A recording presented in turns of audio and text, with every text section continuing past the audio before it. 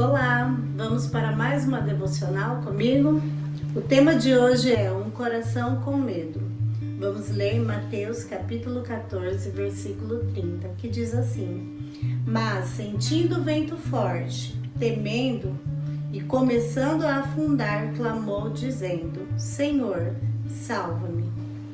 Bom, nessa devocional de hoje nós vamos falar um pouco sobre a vida de Pedro. Por que Pedro começou a afundar? E eu deixei separado aqui dois tópicos para a gente falar um pouquinho. Primeiramente, por que Pedro começou a afundar? Porque ele tirou os olhos de Jesus. Na situação que Pedro estava passando, quando ele percebeu que era Jesus que estava vindo, andando sobre as águas, logo Pedro se propôs a ser o primeiro a ir de encontro com Jesus. E Jesus disse: venha Pedro, pode vir. E Pedro então desceu confiante.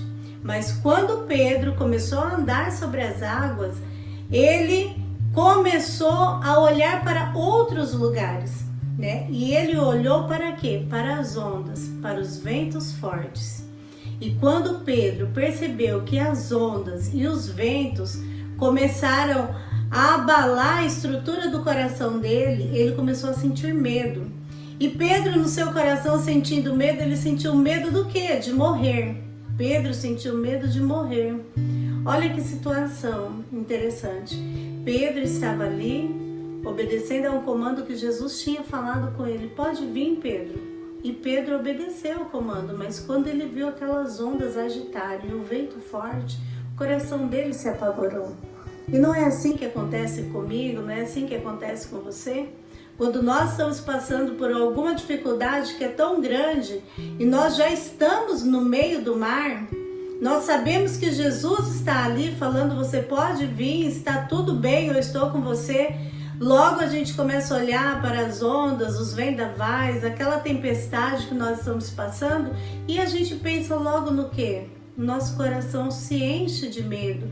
Medo do quê? Medo de não suportar a dificuldade, a prova, de não conseguir passar por aquele momento que vai ser difícil, a gente já sabe. Coisas que a gente ainda não conhece, a gente sabe que pode ser coisas que serão boas para nós, como não. Mas eu quero dizer para você, nesta devocional de hoje aqui, no versículo de número 32, diz assim: E quando subiram para o barco, acalmou o vento.